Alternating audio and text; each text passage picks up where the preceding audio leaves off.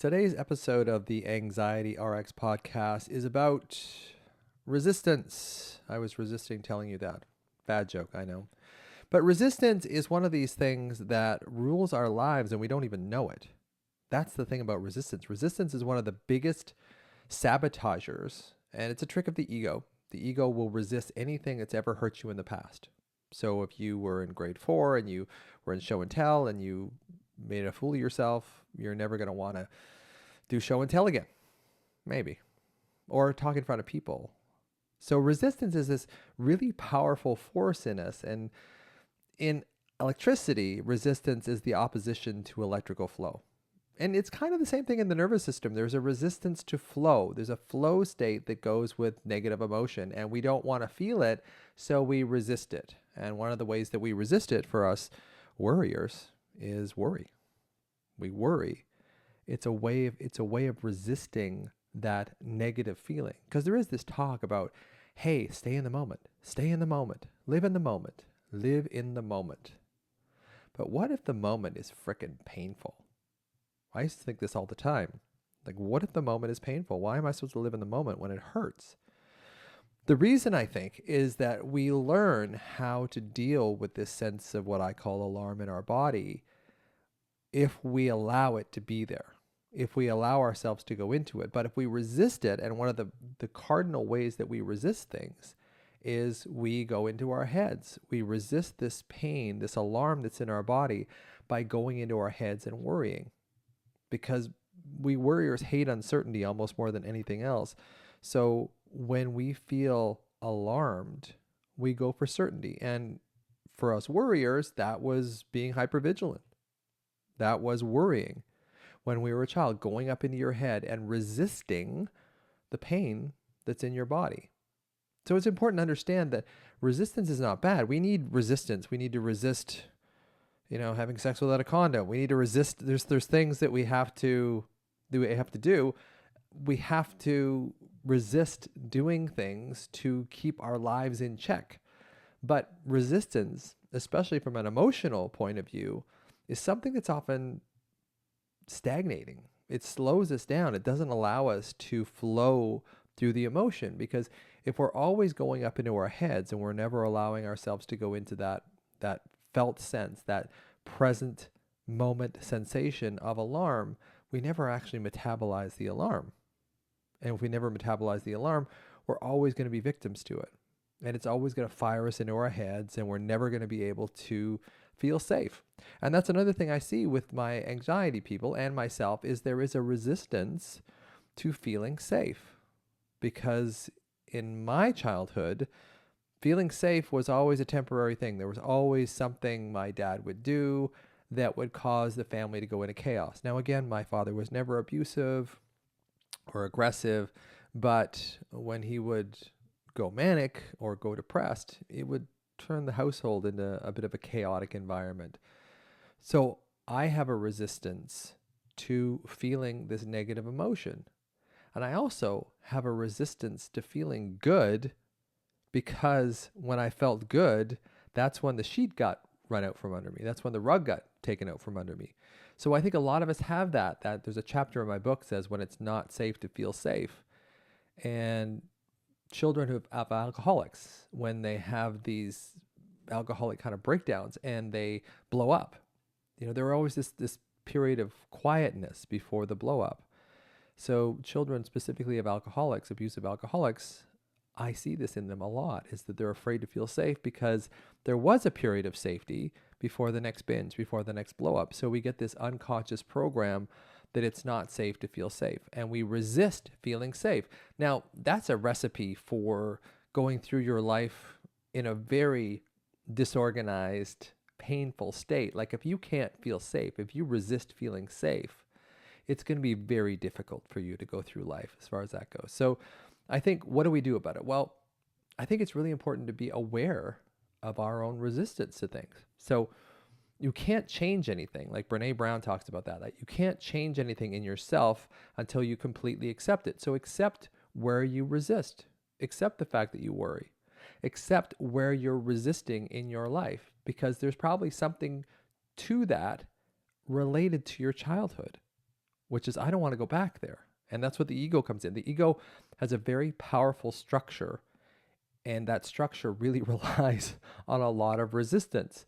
So if you were that grade 4 kid who was embarrassed when you were talking to your class, that ego is going to tell you never talk in front of people again.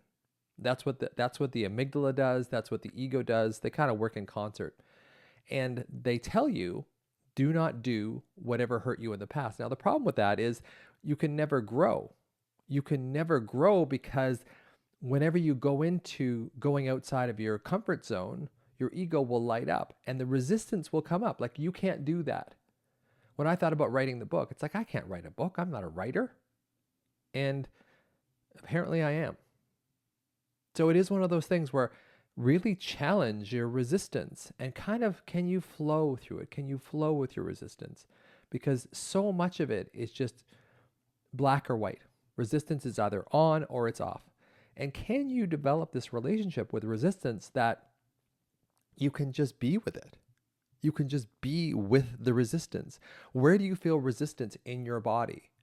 Like when someone says, hey, do you want to go out on Saturday night? You don't really want to go out with them, right? Where do you feel that in your body? And I tell this to people with anxiety all the time. When you're feeling anxious, rather than getting wrapped up in your thoughts, which is basically a form of resistance because you don't want to go into your body where all that pain is held, how can you stay present with that? How can you stay present with the discomfort of resistance? And where do you feel that in your body? Your body is a great barometer of all types of emotion, and being aware of the resistance is really critical to being able to overcome it, to be able to actually sit with it, to identify it, to become aware of it, because we can't change anything that we're not aware of. And resistance is one of those insidious things, like being resistant to feeling good. There's a little saying that says, how good can you stand it? You know, when things are going really well in your life, and I see this with some people, things are going really well in their lives, not too many these days, but in general, and they have a hard time with it because that wasn't what they dealt with in childhood. Childhood was a series of chaos and a series of pain. So when things are going kind of on all cylinders, it's very disconcerting for some people, and there is a resistance to feeling good. And I think a lot of us with anxiety have that. We have this kind of, it's not safe to feel safe. So we resist feeling safe, and we also resist feeling bad.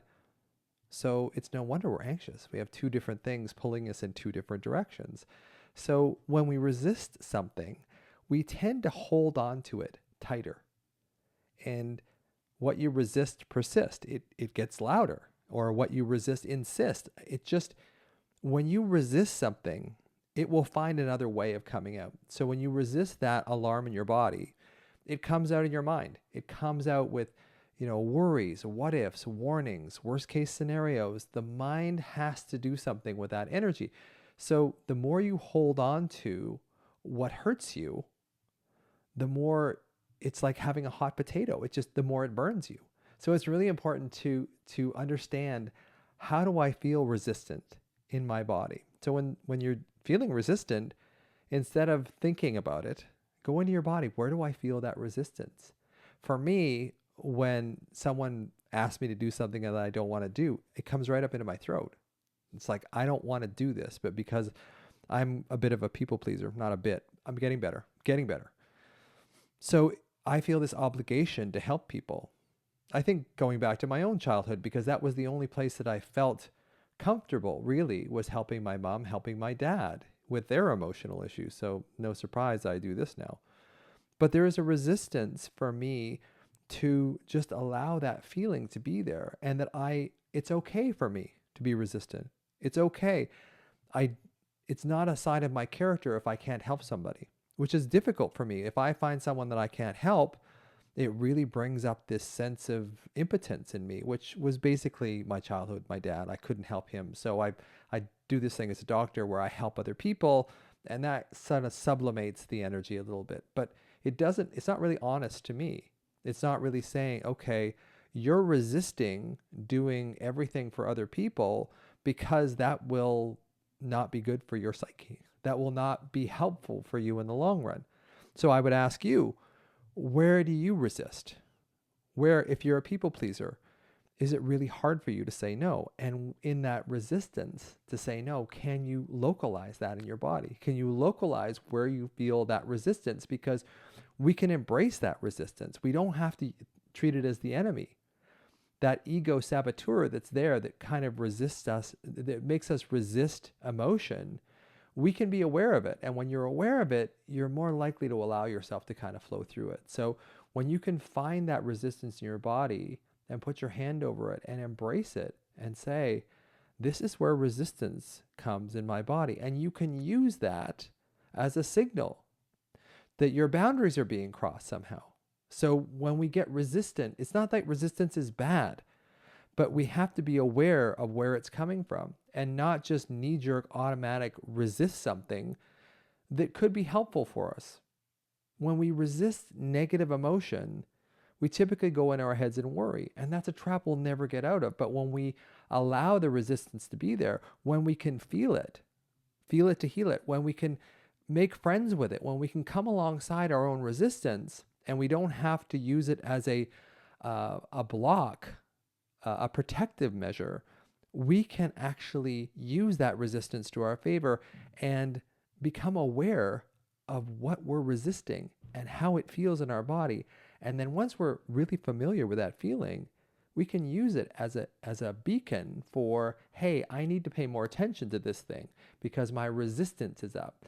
My protection is up. Now, a lot of people, when they get resistant to someone else, anger will come up inside of them. And we warriors aren't really great with anger either. So we resist that as well. And we keep pushing this down. So this huge pile, this compost heap of resistant emotions just basically derails your life. Like unless you're aware of it, unless you allow yourself to feel it. And that's what I'm talking about with resistance, is being aware of the resistance is your biggest tool in being able to move past it.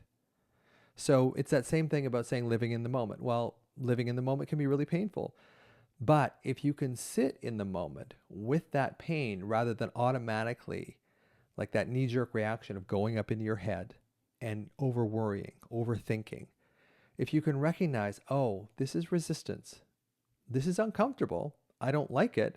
My normal reaction would be to worry, but what I'm going to do is I'm going to stay in my body. I'm going to stay with this sense of resistance and just see where it leads me. I'm just going to allow it to flow. Like that's a big word that I use as far as resistance goes, because if you look at the electrical definition of resistance, it's the opposite of flow. So just flow it. Can I flow with this resistance? Can I flow into this resistance in my body? Can I allow myself to feel the resistance and in and of itself be able to metabolize that resistance as opposed to automatically going into that hypervigilant worry state, which is what we did as a child because we didn't have any power as a child. We do now. We're adults. We can actually explore our resistance and see that resistance as a positive. Because once we're aware of it, it becomes a very helpful tool for us. But if you're not aware of your resistance, you will fall back into your old childhood patterning where that resistance basically just sabotages you and you never learn from it.